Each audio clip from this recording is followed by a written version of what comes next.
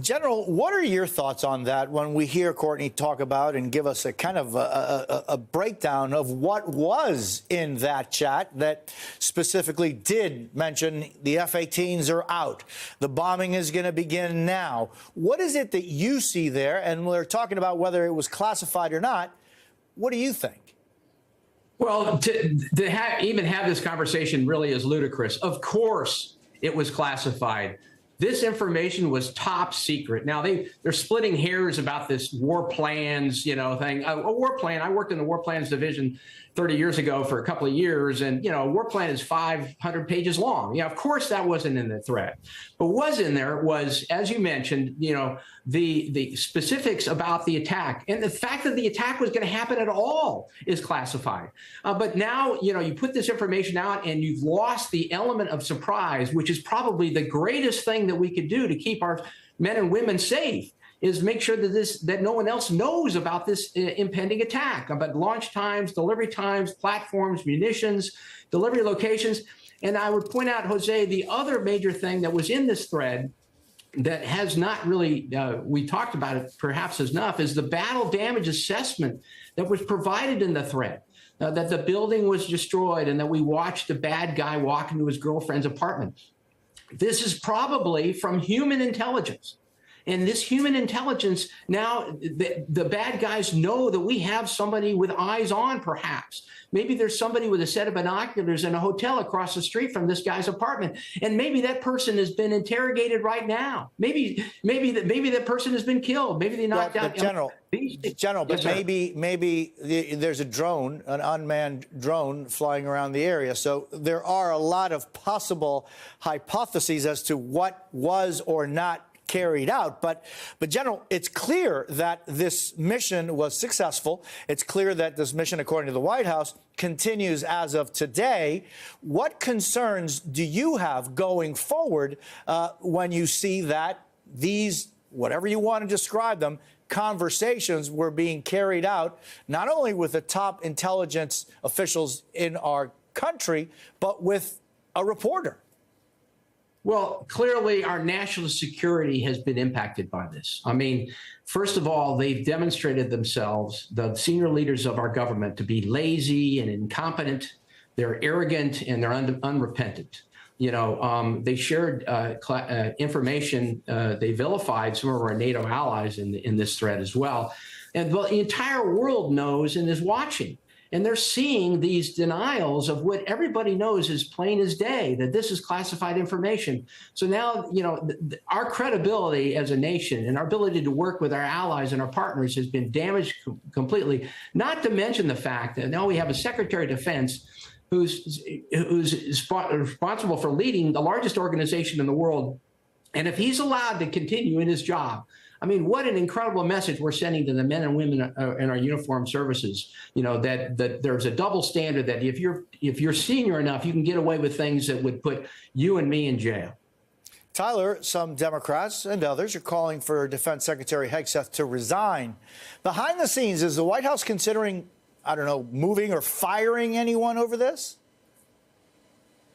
I mean, Caroline Leavitt, the White House press secretary, was asked repeatedly about this yesterday at the White House press briefing, and she was adamant that the president still had full trust in his national security team.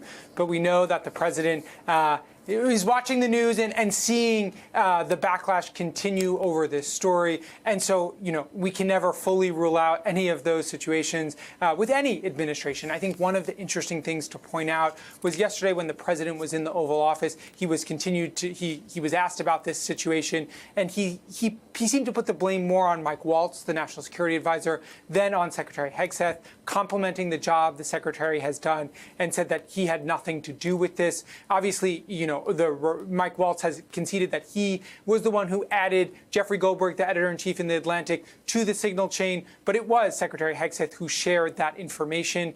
So there's a lot of criticism, bipartisan criticism, I'll add, toward both of those men for their handling of this incident. But I think it's important to really parse the president's words there. He was making it very clear that he sees that it was Mike Waltz who made the mistake here, not Secretary Hegseth. And so, Courtney, what are you hearing from inside the Pentagon?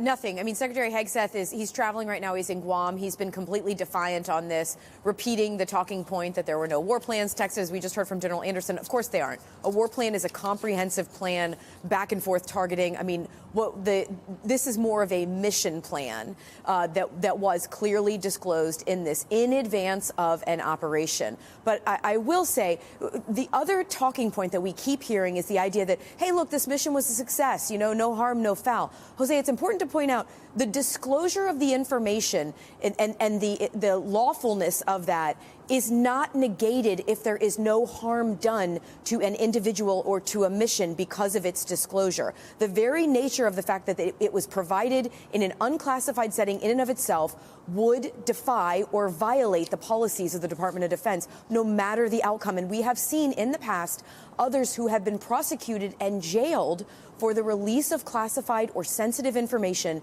even when there is no practical harm that came from that information being disclosed, Jose. And Tyler, Republican Senator Murkowski said there needs to be accountability for what occurred. She also told The Hill, quote, "This is what happens when you don't really have your act together." Is there any sense in the White House of how much real damage this could be having on them?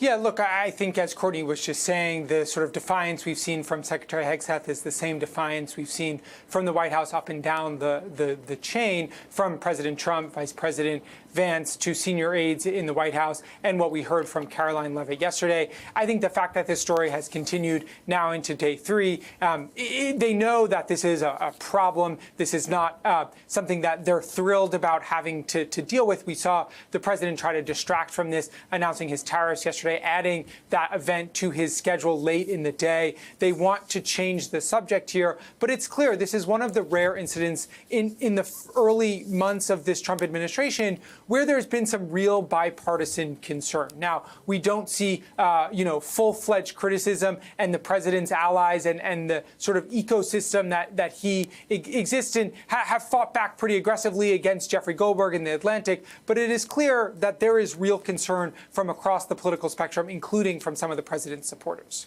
General, the New York Times points out, quote, President Trump said that he was ultimately not concerned about the leak, insisting that there was no harm done because the attack was unbelievably successful. But few details have been released. What questions do you still have about this campaign and the possibility that something could have gone wrong because of this? Well, we still don't know. As I mentioned earlier about the battle damage assessment, we don't know. I mean, even if it is a drone that was identified or provided that information, that's something that the bad guys know that they didn't know before. I mean, but, the reaction of President Trump is just so typical. I mean, it's so sad. In fact, it shows how far we have fallen. I mean, if we were in another administration, if we were in the Harris or Biden administration, for instance, I mean, there would have been 4 people that would be immediately fired. The Secretary of Defense would have been fired, the National Security Advisor would have been fired, and then Gabbard and Ratcliffe, with their responses and their obfuscation and their lack of forthcoming information during their Senate and congressional hearings yesterday, or the last 2 days, they would have been fired as well. And then, by the way, all the people on the thread should have been reprimanded, because anybody at any time could have come up on the net and said, hey, guys, we need to take this to a SCIF. But they're too damn lazy, and they want to escape accountability from the Records Act, and so they want to keep this thing on, on the high and dry, and go with, claim deniability later on. It's terrible. We need to ensure that President Trump does something about this and takes action immediately. And I think Roger Wicker doing his calling for an IG inspection is a good step in the right direction.